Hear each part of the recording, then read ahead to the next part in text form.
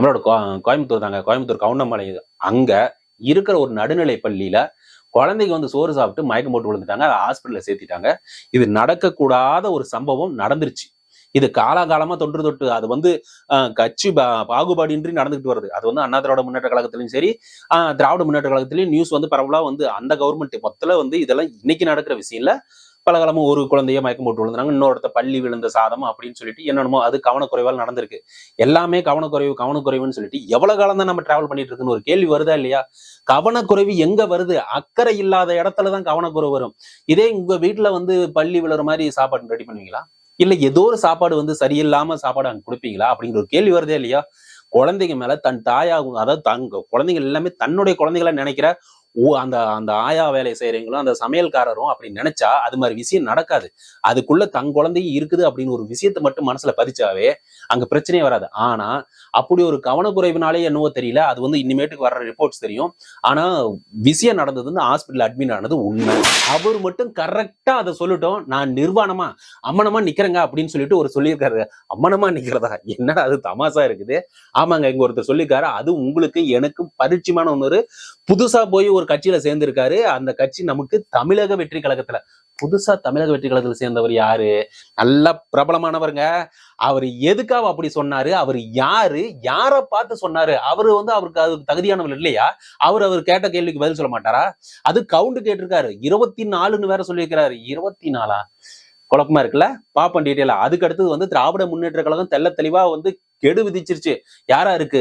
மறுமலர்ச்சி திராவிட முன்னேற்ற கழகம், விடுதலை சிறுத்தைகள் கட்சிக்கு, கம்யூனிஸ்டுக்கு. இங்க பாருப்பா, நான் இன்னைக்கு சாயங்காலத்துக்குள்ள சொல்லிவிடு. இந்த வீடியோ வரும்போது முடிஞ்சிருக்கும், அவங்க சொல்லியிருப்பாங்கன்னு தான் நினைக்கிறேன்.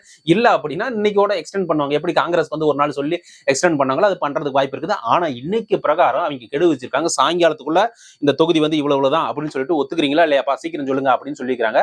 அதை பத்தி கொஞ்சம் டீட்டெயிலா பார்ப்போம். அதை தாண்டி பச்சோந்தின்னு செல்லமா அழைக்கப்படுகிற வைஷ்ணவி அவர்கள் வந்து இங்க ஒரு விஷயத்த எழுதி வச்சு, அதாவது கைப்பட எழுதுவான்னு சொல்லுவாங்கல்ல, அது மாதிரி அதுவே கைப்பட எழுதி தனக்கு தானே வாங்கி கட்டிட்டு இருக்குது ஒவ்வொருத்தருக்கிட்டையும். ஏன்னா அது முக்கியமானது. ஒரு குழந்தைங்க, இளம் சிறார்கள் அப்படின்னு சொல்ற மாதிரி சின்ன குழந்தைங்க, அந்த குழந்தைங்க கிட்ட போய் ஒரு அரசியல் பண்ணிருக்குது இந்த வைஷ்ணவ பொண்ணு. என்ன அப்படிங்கிறது டீட்டெயிலா தெரிஞ்சிருக்கும். ஆனா எனக்கு தெரிஞ்ச சில விஷயத்த உங்ககிட்ட ஷேர் பண்ண தோணுது, ஷேர் பண்ணுவோம். அதுக்கு முன்னாடி நம்ம எப்பயும் ரெக்வஸ்ட் பண்ணது subscribe button, bell icon click பண்ணிக்கலாம். நம்ம போடுற வீடியோ நோட்டிபிகேஷன் உங்க மொபைலுக்கு வரும். அதே சமயத்துல லைக்கும் ஷேரும் கொடுத்தீங்கன்னா பல பேருக்கு சென்றடையும் அப்படின்னு சொல்லிட்டு விஷயத்துக்கு போயிடலாம். யார் அது அம்மனமா நிக்கிறது? சொல்லுப்பா, சீக்கிரம் சொல்லுப்பா அப்படின்னு சொல்லிட்டு நீங்க கேட்கிற கேள்வி எனக்கு தெரியுது. சொல்லிடுறேன். யாரு இல்லைங்க, நாஞ்சில் சம்பத் அவர்கள் தான் தமிழக வெற்றி கழகத்துல ரீசெண்டா ஜாயின். அவர் ரீசெண்டாங்கிறது கடந்த காலம் அப்படியே தெரிஞ்சிரும்னு வச்சுக்கலாம். அவர் ஜாயின் பண்ணிட்டாரு. அவர் தாங்க நீங்க சொல்லியிருக்காரு. யாரை பார்த்துன்னு ஒரு கேள்வி கேட்டேன் இல்லையா? யாரை பார்த்தா இருக்கும் சொல்லுங்க பார்க்கலாம். அவர் கேட்கிற திராணி வந்து கட்சி அந்த கட்சியா தான் இருக்கு. மத்த எந்த கட்சியும் போக்கஸ்ட் கிடையாது. அவருக்கு போக்கஸ்டே அங்கதான் இருக்குது. யாரு? திராவிட முன்னேற்ற கழகம். திராவிட முன்னேற்ற கழகம் யாரு? மெயின் தலைவர் தான் நம்மளுடைய திராவிட முன்னேற்ற கழகத்தோட தலைவர். எப்போதைக்கு இருக்கிற நம்மளுடைய மாண்புமிகு தமிழக முதலமைச்சர் மு.க. ஸ்டாலின் ஐயாவை பார்த்துதான் அவர் கேள்வி கேட்டிருக்காரு. என்னத்த கேள்வி கேட்டாரு அப்படின்னு பாத்தீங்கன்னா, நான் வந்து அம்மனமா நிக்கிறேன், அவர் மட்டும் அந்த 24 சொல்லிட்டாருன்னா அப்படின்ட்டு. மறுபடியும் டிஸ்ட் வைக்காதரா, கொண்டு விடுவோம் அப்படின்னு கோவம் எனக்கு தெரியுது. எது இல்லைங்க, அவர் என்ன சொல்றாருன்னா அவரோட கெப்பாசிட்டி சொல்றாரு, ஞாபக சக்தி சொல்றாரோ எதை வச்சு சொல்றாருன்னு எனக்கு தெரியல. இவர் வந்து ஃபர்ஸ்ட் அவங்க கூட்டணி, எத்தனை கூட்டணி நிறைய சேர்ந்துருக்குன்னு சொல்றாங்கல்ல, அவர் வாயாலே சொல்றாங்கல்ல 24 கூட்டணி கட்சிகள் இணைந்திருக்குது, எங்களுக்கு பெருமை அப்படின்னு சொல்லிட்டு இப்படின்னு சொல்லிட்டு அது மாதிரி விஷயம்லாம் எடுத்து பேசுறீங்கல்ல, அது அவரு சொல்லட்டும். ஓகே, 1வது விசிகா, இந்த பக்கம் வந்து கம்யூனிஸ்ட், அப்புறம் அப்படியே தேமுதிக, இப்படியே லிஸ்ட் போட்டுட்டே போனீங்கன்னா 24 வரைக்கும் 1 to 24 வரைக்கும் உங்களால கண்டிப்பா சொல்ல முடியுமா? அவரை சொல்லுங்க. அவர் சொன்னார்னா அப்படியே நின்றுறேன் அப்படிங்கிற மாதிரி சொல்றேன். 24 கட்சிக்கு பேரையும் ஸ்டாலின் சொல்லட்டும், நான் நிர்வாணமாக சொல்றாரு. வேண்டாங்க ஐயா, அவ்வளவு பெரிய விஷயம்லாம் எடுத்துறாதீங்க, இது எங்களுக்கு பாவமா போயிடும், அது வேண்டாம், அது பெரும் பாவம், அது வேணாங்க ஐயா, விட்டுருங்க ஐயா, அவ்வளவுதாங்க ஐயா. அவரு சொல்லிடுறாங்க. நான் எப்படியாவது அவர்கிட்ட சொல்லியாவது அவரை சொல்ல வச்சுறேன். அவங்க கூட்டணியில் இருக்கிற கட்சிகள் எத்தனை பேரு, யாரு அப்படின்னு சொல்லிட்டு பேரோட சொல்ல வச்சுறேன். தயவு செய்து அந்த விபரீத விளையாட்டு வேண்டாம் அப்படின்னு கையெடுத்து கும்பிட்டுறேன். நீங்க வந்து தமிழக வெற்றி கழகத்திற்கு எப்படி வாக்கு சேகரிக்கணுமோ அவங்களோட அதாவது பிரச்சனை நடந்துகிட்டு இருக்கிறது எப்படி எடுத்து சொல்லணுமோ, இல்ல எதிர்கட்சிகள் வந்து என்னென்ன விஷயங்கள் வந்து தமிழக வெற்றி கழகத்துக்கு எதிராக செயல்படுறாங்க அப்படிங்கிற விஷயத்தையும் தெள்ள தெளிவா எடுத்து பேசுறீங்க. ரொம்ப சந்தோஷமா இருக்கு. அதை மட்டும் செய்யுங்க. இந்த விபரீத விளையாட்டு வேண்டாம் அப்படின்னு சொல்லிட்டு நம்ம அடுத்த விஷயத்துக்கு போயிடலாம். ஏன்னா இது ரொம்ப நேரம் இது இருக்கக்கூடாது. ஏன்னா அவர் வந்து கோவப்பட்டு ஏதாச்சும் பண்ணிட்டாருன்னு வச்சுங்களேன், தமிழகம் உற்று பார்த்துட்டா தப்பு இல்லது. சின்ன குழந்தைங்கலாம் போறது அதெல்லாம் விளையாடுறது, ஐயோ அது பெரும்பாவம், வேணாம், அதை நானாவது போய் காப்பாத்திடுறேன் அப்படியெல்லாம் நடக்காத மாதிரி நான் உறுதி கொடுக்குறேங்க. அவரெல்லாம் அப்படி செய்ய மாட்டார். அவர் நிர்வாணம் அப்படிங்கிறது வந்து ஐயா சொல்லிடுவாரு, மு.க. ஸ்டாலின் ஐயா சொல்லிடுவாரு, இவர் கம்முன்னு போயிடுவார். ஓகே, ஹாப்பியா? ரைட், நம்ம அடுத்த விஷயத்துக்கு போயிடலாம். அடுத்த விஷயம்னு பாத்தீங்கன்னா யாரும் இல்லைங்க, அதே திராவிட முன்னேற்ற கழகம் தான் வந்து கெடு வச்சிருச்சுங்க. யாருக்குன்னு பாத்தீங்கன்னா மறுமலர்ச்சி திராவிட முன்னேற்ற கழகம் சொல்லிருச்சு. அது ஏதோ ஒண்ணு இருக்குதுங்க அங்க. மறுமலர்ச்சி திராவிட முன்னேற்ற கழகம் பாத்தீங்கன்னா அங்க பேசிக்கிட்டு இருக்கிறாங்க. அவசர ஆலோசனை கூட்டம் என்னங்க அது, எனக்கு 2 சீட்டு மாதிரி கொடுக்குற மாதிரி தெரியுது, நாங்க அதுக்கு தான் இவ்வளவு வந்து நடைபெறணும் பண்ணுமா, எனக்கு 2 சீட்டு 4 சீட்டு பார்க்கலாம், நாளா டபுள் டிஜிட், நாளை எவ்வளவு புரட்சி புயல் அப்படிங்கிற பேர்லாம் எடுத்திருக்கிறேன் அப்படின்னு சொல்லிட்டு வைகோ அவர்கள் திடீர்னு ஒரு ஆலோசனை கூட்டம், அவசர ஆலோசனை கூட்டிருக்காங்க. இப்ப 2 சீட்டு கொடுக்குறாங்க, நம்ம இருக்கலாமா வேண்டாமா, இல்ல வெளியே போலாமா, இல்ல அங்க வந்து என்டிஏ ரெடியா இருக்குது போயிருமா அப்படிங்கிற மாதிரி ஒரு ஆலோசனை கிட்ட நடக்கிறதா ஒரு விஷயம் நடந்து முடிஞ்சிருச்சா. நாளைக்கு நியூஸ் கண்டிப்பா வரும். இது உங்ககிட்ட கொண்டு வந்து சேர்க்கணும். அடுத்தது வந்து இன்னொரு கட்சி, விடுதலை சிறுத்தைகள் கட்சி. அவங்க வந்து தமிழக வெற்றி கழகம் கூப்பிட்டோம், அந்த பக்கம் பிஜேபி கூட போகவே மாட்டான்னு சொல்லிட்டு 14 வருஷ தாவத்தை வந்து நான் கலைக்க மாட்டேன், நான் எப்பவுமே வந்து இது பாமக கட்சிக்கு கூட இருக்கிற கூட்டணிக்குள்ள இருக்க மாட்டேன் அப்படிங்கிற, அதை அப்படியே மெயின்டைன் பண்ணுவேன் அப்படின்னு சொல்லிட்டு வீரவசனம் எல்லாம் நிறைய பேசிட்டு இருக்காரு. அது ஓகே, அது வந்து அவரோட கொள்கை, அவருடைய விடாப்பிடி, அந்த ஒரு இது முயற்சின்னு சொல்றதை விட விடாப்பிடியே இருக்கிற அந்த கொள்கையை வந்து நம்ம எதுவும் பேசக்கூடாது.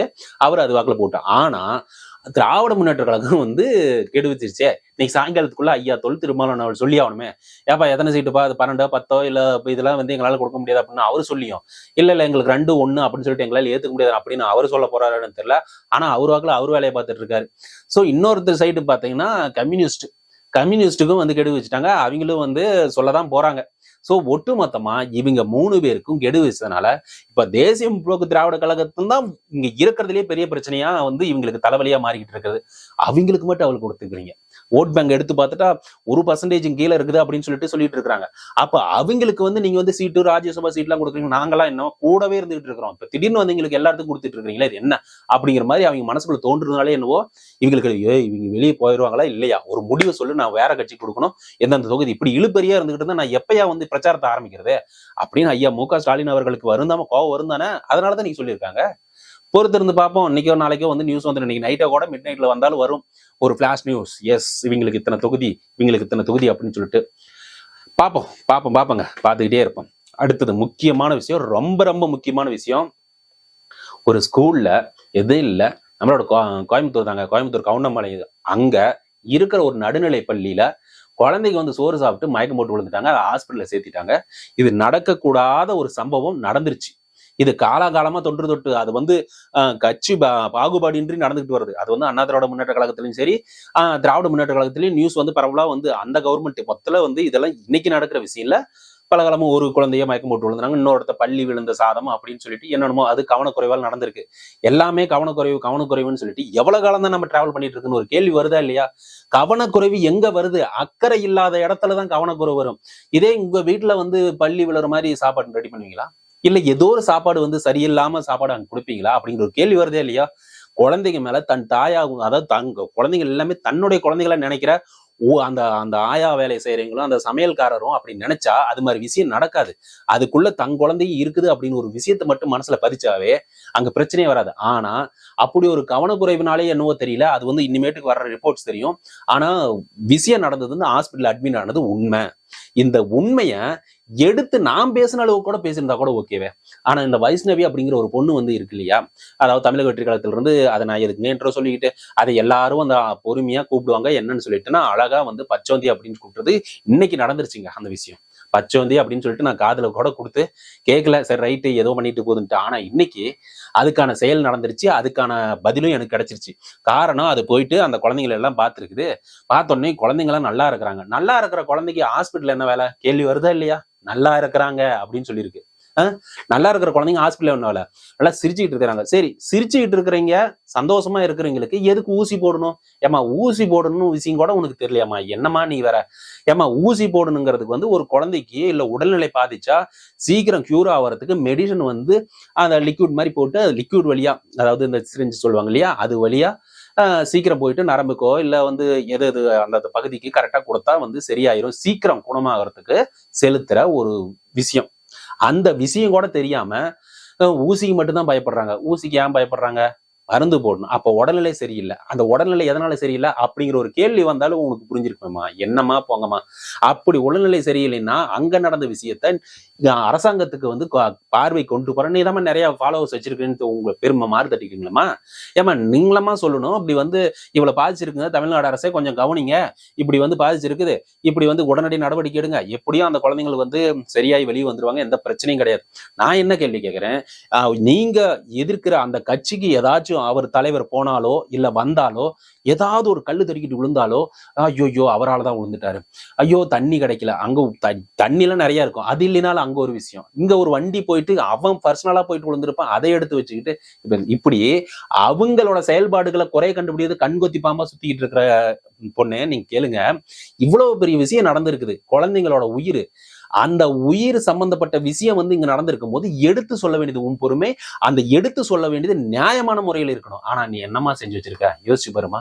அது எல்லாம் சந்தோஷமா இருக்கிறாங்க, ஊசிக்கு தான் பயப்படுறாங்க அப்படின்னு சொல்லிட்டு சம்பந்தமே இல்லாம ஒரு விஷயத்த நீ சார்ந்து இருக்கிற கட்சிக்கு, எப்படி சார்ந்து இருக்கிற கட்சிக்கு ஆதரவா பேசணுங்கிறதுக்காக இப்படி எல்லாம் வார்த்தைக்கு யூஸ் பண்ணலாமா? யோசிச்சு பாரு.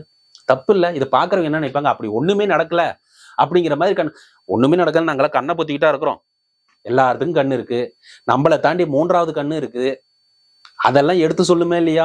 சோ இது மாதிரி செயல்களை இந்த நிமிஷத்தோட விட்டுறணும். இது விட்டுட்டாதான் உனக்கு நல்லது, எனக்கு நல்லது, நம்ம தமிழ்நாட்டுக்கே நல்லது.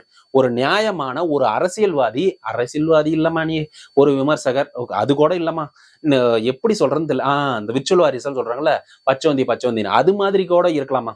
சரி, அது கூட பச்சோந்தி கூட அந்த மரத்துல போய் உட்கார்ந்தாதான் கலர் மாறும். ஆனா நீங்க இப்படி பார்த்துக்கிட்டு இருக்கும் போது இப்படியே திடீர்னு கலர் மாறுற பொண்ணுமா? சரிம்மா, உன் அரசியலுக்கு அதெல்லாம் வேகல. என் குழந்தைகள், என்னோட அக்கா தங்கை, அது மாதிரி உறவினர்கள், தூரத்து உறவினர்கள், அது மாதிரி சம்பந்தப்பட்ட குழந்தைகள் பாதிக்கிற விஷயத்த நீங்க இப்படி எடுத்து சொன்னது உண்மையிலுமே தவறான செயல்.